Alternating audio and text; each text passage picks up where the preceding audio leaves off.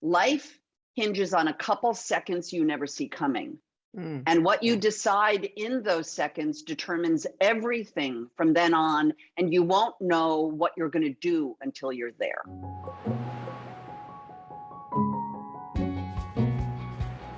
Jamie, what about you? I mean, I know your mom's no longer living. Who do you look to for inspiration in how you want to age forward? I assume you also envision yourself at 95 doing interviews, writing books, having podcasts. I don't know about that. You don't know about what? I don't know if I want to be doing that at that point. I don't know. There's a book called Special Topics in Calamity Physics. And this poor woman, I've mentioned this book many, many times. What's it called? Special Topics It's called in Calamity Special Physics? Topics in Calamity Physics, which is a novel. It's a mystery novel by a woman named Marisha Pessl. And it's a great book. But in the middle of the book, she talks about what we think life is supposed to be, like that your life is judged by like where you went to school and your first job and blah, blah, blah. And she says it isn't, and I'm going to quote, and it'll probably be a little off, but she says it isn't, life hinges on a couple seconds you never see coming. And what you decide in those seconds determines everything from then on, and you won't know what you're going to do until you're there. So that to me is my life right now. My life right now is it hinged on the phone ringing and David Gordon Green saying, hey, we're going to make another Halloween movie. The last thing I thought I'd do is go make another Halloween movie. What it has done is it has completely opened up my work life again. But I mean, in a massive way. We will have made 3 Halloween movies. I now am a producer. I am now a director. I have written screenplays. I am now producing television shows.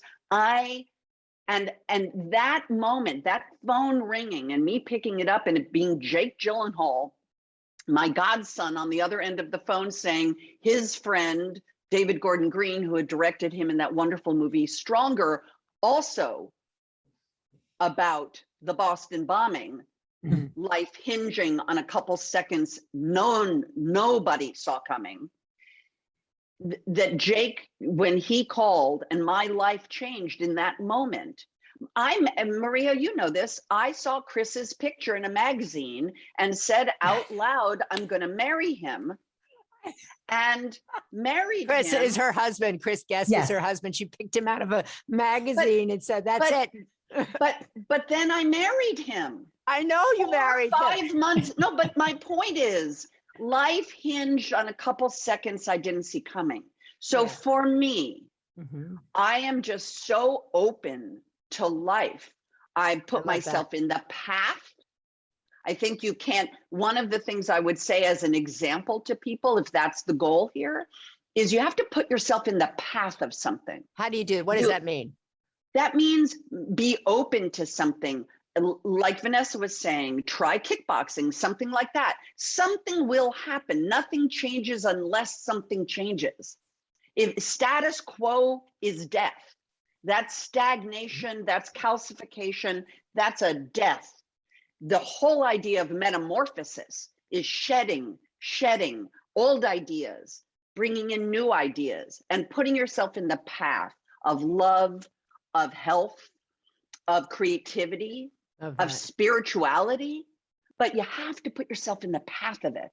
Talk a minute about, I love that shedding things. Now, you've always been, one of the things I always thought was kind of, you were ahead of Marie Kondo, kind of. I gave birth to Marie Kondo. You were always the first person that I was like, I'd go to your house and just like everything was just going. I was like, whoa, what's happening? Like minimalist all over.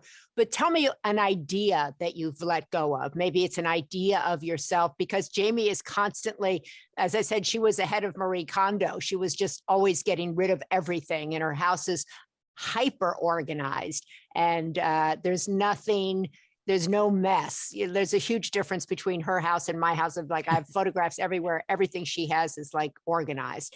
But give me an idea or an image of yourself that you've shed. That I know something. You see, I don't know anything really. and that I have let go of this idea that my need, personal need for order, is really just that. It isn't a bigger story. Chaos and messiness is human. It's life, and it's not something to be avoided.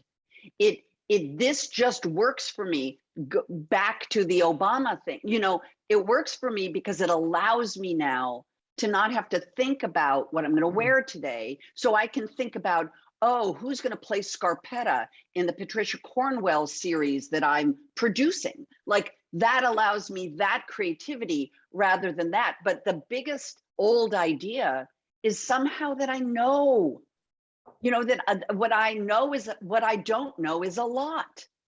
And that makes me a student. It makes me I'm not some gnarled old crone sage who's, you know, living atop a mountain, you know, giving my advice. I want to be real. I want to be in the weeds with people, not up in some elevation. And so that's really the idea, is that I want to be real. And that's been a goal of mine for a very long time. And you are, my friend, you are. Discover on-demand videos and docuseries, explore a full schedule of daily life classes, and become part of an incredible community. At Sounds True One, we invite you inward to find your way your way.